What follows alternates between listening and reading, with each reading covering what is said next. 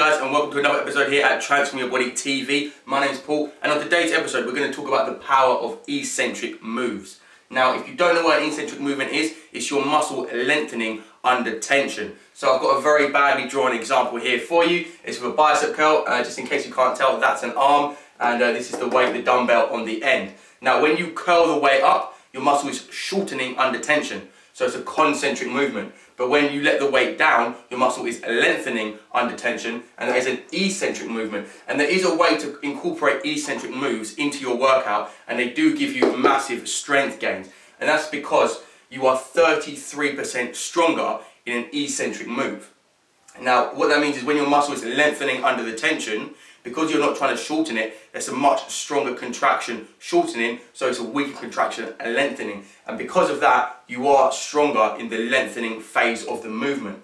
Now, this does carry over so that you will build up your strength in a concentric way as well. I know obviously in a lot of ways in health and fitness, lots of moves don't really overlap in terms of doing one move helps you to be better at another move, but in this case it really does, and so that's why incorporating eccentric moves into your workout can be a very, very good idea.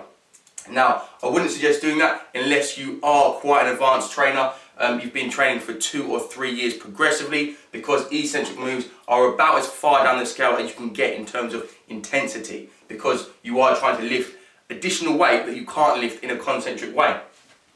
The problem where this comes in with men versus women is that women are far weaker eccentrically, so as their muscles are lengthening under tension, and it's to do with fatigue and endurance.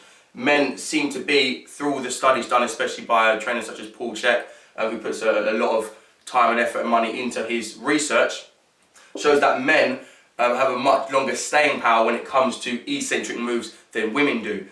No one knows really exactly why at this time, but it's just the way it is, and so we've got to factor that in when we're trying to plan a workout. So for men, I would suggest if you have 2 or 3 years of progressive training, then try some eccentric moves in your workout. Women to be a lot more careful, because while a man might be able to handle 6 or 8 reps eccentrically, comparatively women seem to handle 2 or 3.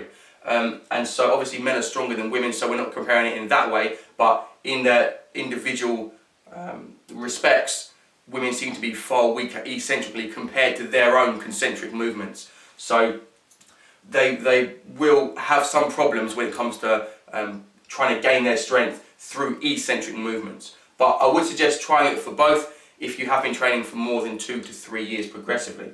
Now, a good exercise to incorporate this into is pull-ups, because it's a bodyweight exercise, so you're not trying to lift ridiculous amounts of excess weight, but you can still get very, very good strength gains out of it. So the way to do it with a pull-up is to use a chair or something to go to the top of the movement where your biceps and back are fully contracted, and then you let yourself down under your own, your own speed as slowly as you can.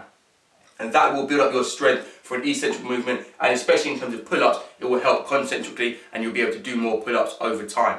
So I would suggest doing, if you're going to start this out, maybe only have one exercise in your workout that will be an eccentric movement, because trying to comprise an entire workout of eccentric moves can leave you very, very tired, especially your central nervous system. You can end up recovering not just for 2 or 3 days like you might do with a regular workout, a concentric workout. You might have to recover for 7 to 10 days, which probably make you feel like you've injured yourself, and you may well have done, because you may have pushed the eccentric movements too far. But a 7-day rest period with an eccentric workout is not unheard of, because it is such an added stress on your body. But you will gain a lot of strength through it if you do it correctly. So maybe try one exercise for now, if you have been training for more than 2 or 3 years, to try and add in eccentrically and see if it does boost your strength gains. So guys, that's a little bit about eccentric moves. Hopefully you can incorporate in your workout if you are at a point where eccentric moves will be good for you, 2 to 3 years training or more. So I hope that gives you some more information. If you like the video, don't forget to like it, subscribe, and I'll talk to you soon.